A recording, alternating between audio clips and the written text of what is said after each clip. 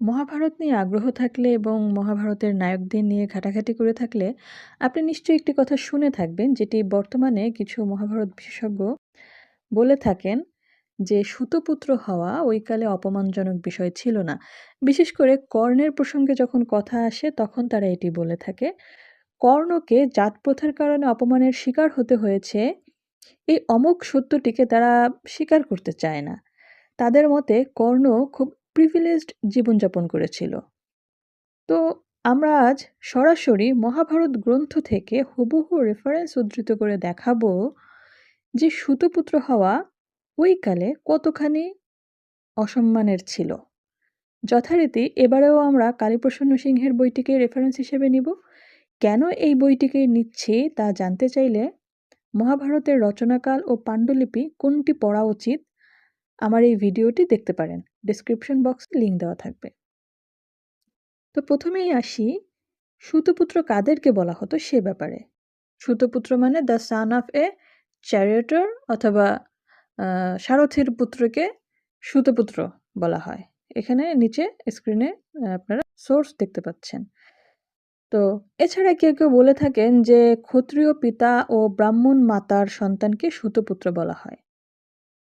যাই হোক, সুতপুত্র হওয়ার জন্য কর্ণকে বহুবার অপমানের মুখোমুখি হতে হয়েছে। এর দ্বারাই আমরা বুঝতে পারি যে সুতপুত্র হওয়া তৎকালীন যুগে সম্মানের বিষয় ছিল না। চাই সুতপুত্র দিয়ে ব্রাহ্মণ মা ও ক্ষত্রিয় বাবার সন্তান বোঝানো হোক অথবা সারথীর পুত্র বোঝানো হোক। তো চলুন দেখি সুতপুত্র হওয়ার জন্য কর্ণকে কেমন অপমানের মুখোমুখি হতে হয়েছিল। আমি এই ভিডিওতে 3টি স্থান উল্লেখ করব। এর বাইরেও অনেকবার কর্ণকে কটাক্ষের সম্মুখীন হতে হয়েছিল, কিন্তু সব উল্লেখ করা সম্ভব নয়।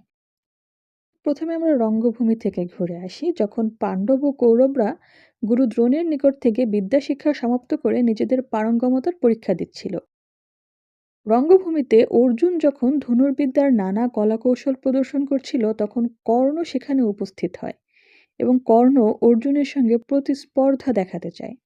আমরা এই ঘটনা সবাই মোটামুটি জানি, তাই আমি আর রিপিট করছি না। এখানে কর্ণকে দুর্যোধন যখন অঙ্গরাজ্যের রাজা ঘোষণা করে তখন ভীম কর্ণকে কি বলেছিল সেগুলো হুবহু উল্লেখ করব। তো রঙ্গভূমিতে এক পর্যায়ে কর্ণের পিতা অধিরথ, যিনি ভীষ্মের সারথি ছিলেন, তিনি প্রবেশ করলেন। এরপরে লেখা আছে, এই ঘটনাটি হচ্ছে আদি পর্বের 137 নম্বর অধ্যায়ের নাম কর্ণের প্রতি ভীমের শ্লেষ বাক্য। ওকে, তো লেখা আছে, মহাবীর কর্ণ পিতাকে নিরীক্ষণ করিয়া সরাসন পরিত্যাগপূর্বক তদীয় গৌরব রক্ষার্থে অভিষেকার্য মস্তক দ্বারা তাহাকে প্রণাম করিলেন। পুত্রবৎসল সারথি সসম্ভ্রমে বস্ত্র দ্বারা চরণদ্বয় আচ্ছাদন করিয়া কর্ণকে পুত্র বলিয়া সম্বোধন ও আলিঙ্গন করিলেন এবং অভিষেক জলখালিত তদীয় মস্তক পুনর্বার আনন্দাশ্রু দ্বারা অভিষিক্ত করিলেন। তাহা অবলোকন করিয়া ভীমসেন কর্ণকে সুতপুত্র বিবেচনা করিয়া হাস্যমুখে কহিতে লাগিলেন, রে সুতনন্দন, রণে অর্জুন হস্তে প্রাণ বিসর্জন করা তোর পক্ষে কোনরূপে শ্রেয়স্কর নহে, বরং শীঘ্রই কুলোচিত বন্ধু গ্রহণ কর। কুলোচিত বন্ধু গ্রহণ কর মানে হচ্ছে তোর যেই জাত, কুল মানে হচ্ছে জাত, তোর যেই জাত সেই জাতের সাথে যাদেরকে মানায় তুই তাদের সাথে বন্ধুত্ব কর। অর্জুনের হাতে প্রাণ বিসর্জন দেওয়াও তোর জন্য শ্রেয়স্কর, মানে তুই যে অর্জুন যে তোকে হত্যা করবে এতটুকু সৌভাগ্য তোর নাই আর কি, এটাই সে বোঝাতে চেয়েছে। তারপরে বলেছে যে রে নরাধম, হুতাসন সন্নিহিত যজ্ঞীয় হবি যেমন কুকুরের অবলেহনযোগ্য নহে, তদ্রূপ তুইও অঙ্গরাজ্য উপভোগ করিবার উপযুক্ত নহিস। যদিও এতাদৃশ উদ্ধত বাক্যে কর্ণের অধর ক্রোধে কম্পিত হইতে লাগিল এবং বারংবার দীর্ঘ নিঃশ্বাস পরিত্যাগপূর্বক তিনি নভমণ্ডলস্থ সূর্যকে নিরীক্ষণ করিতে লাগিলেন। তো এখানে ভীম কর্ণকে বেশ অপমান করেছে, বেশ গুরুতর অপমান করেছে। যে বলেছে যে যজ্ঞের যে হবি যেমন কুকুরের অবলেহনযোগ্য নয়, তেমন তুইও অঙ্গরাজ্য উপভোগ করার উপযুক্ত নহিস। তো ভীম কর্ণকে অপমান করার পর দুর্যোধন জাতপ্রথার বিরুদ্ধে খুবই সুন্দর কিছু যুক্তি দেয়, দারুণ কিছু যুক্তি দেয়। আমি আসলে অন্য কোথাও অন্য কাউকে জাত প্রথার বিরুদ্ধে এভাবে যুক্তি দিতে দেখিনি। এমনি অনেক কথা তো অনেকে বলে। কিন্তু দুর্যোধন যে যুক্তিগুলো উল্লেখ করে জাত প্রথার বিরুদ্ধে, যেভাবে কনভিন্স করে সবাইকে, সেটা আসলেই প্রশংসাযোগ্য। তো যেহেতু প্রসঙ্গক্রমে এই বিষয়টা এসেছে, আমি একটু আপনাদেরকে বলে রাখতে চাই, দুর্যোধন এরপর ভীমকে কি উত্তর দিয়েছিল। আশা করি আপনাদের ভালো লাগবে এবং আপনারা জাত প্রথার বিরুদ্ধে কিছু যুক্তিও শিখতে পারবেন এখান থেকে। তো আমরা মহাভারতে চলে যাই সরাসরি। সেখানে লেখা আছে, অনন্তর মহাবল দুর্যোধন মদমত্ত কুঞ্জরের ন্যায় ক্রোধে অধীর হইয়া ভ্রাতৃমধ্য হইতে সহসা উত্থিত হইলেন এবং সম্মুখে আসীন ভীমকর্মা ভীমসেনকে কহিতে লাগিলেন, হে ভীম, কর্ণের প্রতি এরূপ কটূক্তি প্রয়োগ করা তোমার সমুচিত নহে। ক্ষত্রিয়দিগের বলই শ্রেষ্ঠ এবং ক্ষত্রিয়দেরই সহিত যুদ্ধ করিবে। শূরদিগের ও নদীকলাপের প্রভাব নিতান্ত দুর্গেয়। দেখো, ভগবান জলরাশি হইতে উত্থিত হইয়া এই চরাচর বিশ্বে ব্যাপ্ত রহিয়াছেন। মহর্ষি দধীচির অস্থি হইতে অসুর কুলনাশক বজ্র উদ্ভূত হইয়াছে। অগ্নি, রুদ্র, গঙ্গা ও কৃত্তিকা ইহাদের পুত্র কার্তিকেয় অসাধারণ পরাক্রমশালী। যাহারা ক্ষত্রিয় কুলোদ্ভব, কালক্রমে তাহারাও ব্রাহ্মণ হইয়াছেন। বিশ্বামিত্র প্রভৃতি ক্ষত্রিয় হইয়াও অক্ষয় ব্রহ্মত্ব লাভ করিয়াছিলেন। মহানুভব দ্রোণাচার্য কুম্ভসম্ভব হইয়াও অদ্বিতীয় শস্ত্রধারী হইয়াছেন। গৌতম বংশে সরস্তম্ভ হইতে গৌতম উৎপন্ন হয়েন। আর তোমাদিগের যেরূপে জন্মলাভ হইয়াছে তাহা আমাদিগের অগোচর নাই। যেমন মৃগীগর্ভে ব্যাঘ্রের উদ্ভব হওয়া নিতান্ত অসম্ভব, কবচ ও কুণ্ডলধারী সর্বলক্ষণ সংযুক্ত সূর্য সংকাশ মহাবীর কর্ণ ও তদ্রূপ সামান্য ব্যক্তি হইতে উৎপন্ন নহেন। কর্ণ অঙ্গরাজ্যের অধীশ্বর হইয়াছেন, ইহা অতি সামান্য বিষয়। ইনি মনে করিলে নিজ ভূবলে ও মদীয় সাহায্যে সমস্ত পৃথিবী অধিকার করিতে পারেন।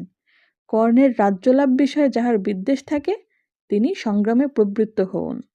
অনন্তর রঙ্গমধ্যে সহসা সাধুবাদ সহকৃত হাহাকার ধ্বনি উত্থিত হইল। তো আমি এখন আর ব্যাখ্যা বিশ্লেষণ করব না এই বিষয়টা নিয়ে, যেহেতু এটা একটু অপ্রাসঙ্গিক আজকের ভিডিওর তুলনায়। আপনারা এমনি আমি জাস্ট বলে রাখলাম, আপনারা এটা নিয়ে নিজেদের মতো করে গবেষণা করে দেখতে পারেন। তো আমরা এর পরের ঘটনায় যাই, যেখানে কর্ণকে সুতপুত্র হওয়ার জন্য অপমানের শিকার হতে হয়েছিল। তো এটা দ্রৌপদীর স্বয়ম্বর সভায়, যখন দ্রৌপদীর ভাই ধৃষ্টদ্যুম্ন, সে এমন একটি কঠিন লক্ষ্য নির্ধারণ করে, যেটা ধনুক দিয়ে যে লক্ষ্যটা ভেদ করতে হবে। তো সেই লক্ষ্যটা কেউ ভেদ করতে পারছিল না, কোনো রাজাই ওই লক্ষ্য ভেদ করতে পারছিল না। তো এটা দেখে এরপর আমি হুবহু মহাভারতে যেটা লেখা আছে সেটা উল্লেখ করছি, যে সকল ধনুর্ধর প্রবর কর্ণ রাজগণের এইরূপ বৃথোদ্যম নিরীক্ষণ করিয়া সত্বর ধনু উত্তোলনপূর্বক তাহাতে জ্যা সংযুক্ত করিয়া সরাসনে সরসন্ধান করিলেন। পাণ্ডুতনয়রা কর্ণকে নয়নগোচর করিয়া মনে করিলেন, ইনিই লক্ষ্যভেদ করিয়া কন্যারত্ন লাভ করিবেন, সন্দেহ নাই তাতে।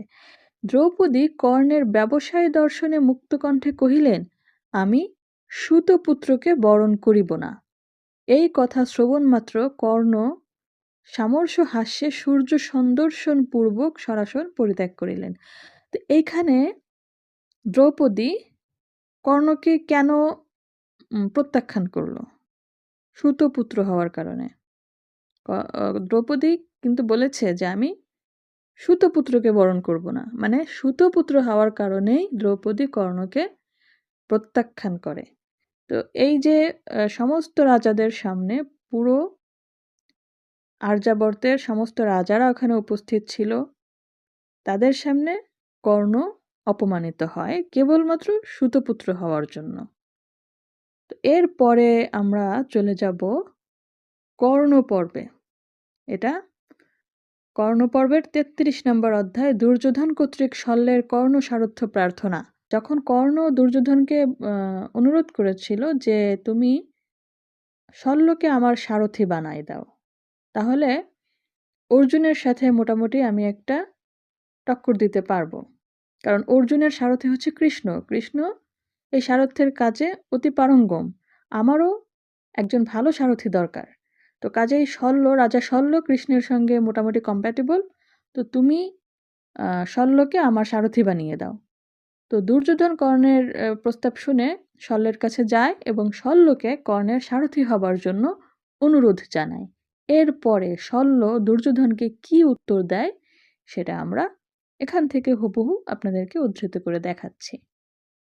তো শল্য দুর্যোধনকে বলে, হে মহারাজ, আমি এইরূপ মহাবল পরাক্রান্ত ও শত্রু নিগ্রহে সুদক্ষ, তুমি তথাপি কি নিমিত্ত আমাকে নিজ কুলোৎপন্ন কর্ণের সারথ্য কার্যে নিয়োগ করিতেছ? আমাকে অকার্যে নিয়োগ করা তোমার কর্তব্য নহে। এখানে দেখুন, নিজ কুলোৎপন্ন বলেছে কর্ণকে, নিজ কুল থেকে উৎপন্ন, নিচু জাতের বলেছে, ঠিক আছে? তারপরে বলেছে, আমাকে অকার্যে নিয়োগ করা তোমার কর্তব্য নহে। শ্রেষ্ঠতর পুরুষ নিজ ব্যক্তির দাসত্ব স্বীকার করিতে কদাচ উৎসাহিত হয় না। প্রীতিপূর্বক সমাগত ও বশীভূত মহৎ ব্যক্তিকে নিচাশয় পুরুষের আয়ত্ত করিয়া রাখিলে উৎকৃষ্ট ও অপকৃষ্টের বৈপরীত্যকরণজনিত গুরুতর পাপের অনুষ্ঠান করা হয়। বেদে এইরূপ নির্দিষ্ট আছে যে ব্রাহ্মণগণ ব্রহ্মার মুখ হইতে, ক্ষত্রিয়রা বাহু হইতে, বৈশ্যেরা উদয় হইতে এবং শূদ্র পাদযুগল হইতে প্রাদুর্ভূত হইয়াছেন। এই বর্ণচতুষ্টয়ের পরস্পর ভিন্ন বর্ণ সংযোগে অনুলোমজ ও প্রতিলোমজ শঙ্কর জাতি সকল সমুৎপন্ন হইয়াছে। অর্থ সংগ্রহ, দান ও প্রজাপালন এই কয়েকটি ক্ষত্রিয়ের ধর্ম। যাজন, অধ্যাপন, বিশুদ্ধ প্রতিগ্রহ ও লোকের প্রতি অনুগ্রহ প্রদর্শনী ব্রাহ্মণের ধর্ম। কৃষিকার্য, পশুপালন ও ধর্মত দান এই কয়েকটি বৈশ্যের ধর্ম এবং ব্রাহ্মণ, ক্ষত্রিয় ও বৈশ্যের পরিচর্যা করা শূদ্রের পরম ধর্ম বলিয়া নির্দিষ্ট হইয়াছে। সুতেরাও ক্ষত্রিয়ের পরিচারক, মানে সুতেরাও হচ্ছে ক্ষত্রিয়ের সেবক হয়ে থাকবে। অতএব সুতের শুশ্রূষা করা ক্ষত্রিয়ের কার্য নহে। আমি মূর্ধাভিষিক্ত রাজর্ষি কুল সম্ভূত মহারথ এবং বন্দিগণের সেবনীয় ও স্তুতিভাজন। সুতরাং সংগ্রামে সুতপুত্রের সারথ্য স্বীকার করা আমার নিতান্ত অকর্তব্য। হে মহারাজ, আজ আমি তৎকৃত অপমান সহ্য করিয়া কখনোই যুদ্ধ করিব না। অতএব এক্ষণে বিদায় দাও, স্বগৃহে প্রস্থান করি। এই বলিয়া মহাবীর শল্য অবিলম্বে ক্রোধ ভরে ভূপালগণ মধ্য হইতে উত্থিত হইয়া গমন করিতে লাগিলেন। এসব আলোচনা থেকে স্পষ্ট যে সুতপুত্র হওয়ার জন্য কর্ণকে বারবার অপমানিত হতে হয়েছিল। এরপরেও বিশেষজ্ঞগণ কেন এটি আড়াল করতে চান আমি আসলে জানি না। কর্ণকে জোর করে প্রিভিলেজড প্রমাণ করে তারা কি সাব্যস্ত করতে চান সেটাও আমি বলতে পারি না। একলব্যের ক্ষেত্রেও এই একই অ্যাপ্রোচ নিতে দেখা গিয়েছে তাদেরকে, যে একলব্য নিচু জাতের হওয়ার কারণে বিদ্যা থেকে বঞ্চিত হয়েছিল, এটা তারা স্বীকার করতে চায় না। তারা কি আসলে প্রাচীন যুগের জাতিভেদকে অস্বীকার করতে চায়, এইজন্য এরকমটা করে? আমি আসলে জানি না। এ ব্যাপারে আপনাদের মন্তব্য জানাবেন অনুগ্রহ করে। আমি আসলে সঠিক কারণটা বুঝতে চাই।